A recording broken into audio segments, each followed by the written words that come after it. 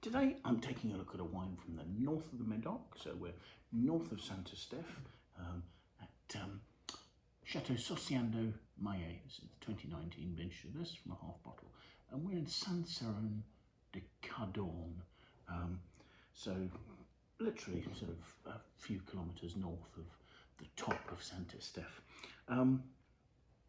The estate has a long history and is named after some of its owners. So evidently a Basque gentleman with a name somewhere along the line of Sociando founded the estate in 1633, and then in 1850 it fell into the hands of a sea captain by the name of Mallet, who added his name to the property. So Sociando Mallet. Its modern history starts in 1969 when Jean Gautreau, who's homage on the label there, bought the property largely on the advice of Jean-Michel Cars from Lynch-Barge, evidently. And I can understand why somebody would suggest buying this property, because it's generally understood that the best sites on the Medoc are those that can see the Gironde. And actually, if you go to Sociando Mallet, it's a large property and its vineyards sweep down to the Gironde.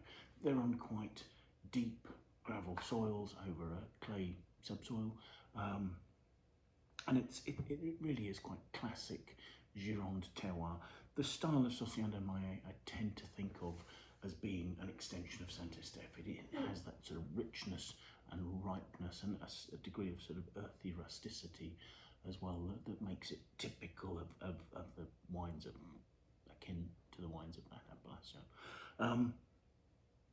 So when Jean Gautreau bought the estate, it was completely derelict. The buildings were unlivable. The vineyard, which is now planted to 85 hectares, was less than 7 hectares. It had completely been untended and been abandoned pretty much. So over a period of 50 years, up until his death in 2019, unfortunately, Jean invested time and money into rebuilding the estate. At first selling the wine through his own négociant business, and then once it had reached a quality level that justified it, selling it through the Place de Bordeaux. Today his daughter Sylvie and his grandson Arthur run the estate. And I think Sociando Mallet often offers very good value for money in terms of the richness of the wine and its quality for the price, obviously.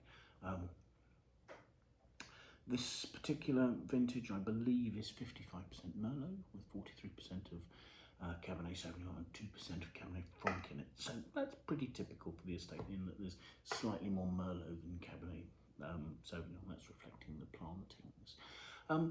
In renovating the chateau, the winery was completely rebuilt. All the sort of old concrete vats were restored, and new temperature-controlled stainless steel tanks were put in. Most of the wine ferments in stainless steel. A small proportion uses the old concrete tanks. The wine, 95% of it ages in French oak barrels, barrique, a large proportion of which is new, and then 5% ages in vat. So let's have a look at the wine, shall we? Let's see what we can make of this. There's a good depth of dark ruby red colour. It's got a red rim rather than a purple rim, suggesting that it's got a little bit of, there might be a tiny touch of purple there. I could be being unfair to it. It's not quite opaque. I can sort of see through it there, but there is a good depth of pigmentation. So let's give it a swirl, shall we? I think looking for any kind of tears shouldn't be difficult to find, because it's 14.5% alcohol, and yes, there are the tears running down the glass there quite readily. The aromas really do have that sort of earthy, almost truffly note. It's overlying a sort of a bursting black fruit, almost sort of bursting black cherry. There's almost a touch of the aroma of the opulence of a pomerol, but it's somewhat sort of pulled in by slightly more savoury elements and some elements of bitterness maybe. So that's for taste.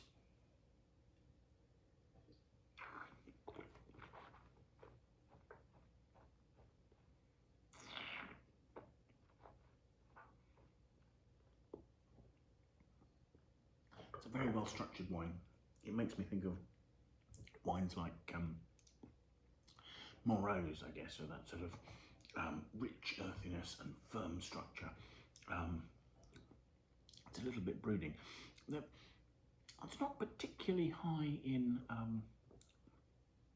acidity. It's not sharp, but there is a mouth-watering element, and that I think that's a combination of the tannins and the acidity, giving a lovely freshness. Actually, it gives a juiciness to the fruit. There's lovely clean oak comes through. It's giving a sort of a sweet spice, almost almost a white chocolate note, a sort of a vanilla hint. And yes, there's this lovely, juicy, almost sort of sweet white chocolate note on the mid palate there. There's also a sort of a dusty cocoa powder note overlying the fruit, and there is this core of really juicy boysenberry, black cherry to black plum, maybe even a tiny touch of sort of savoury black olive notes as well.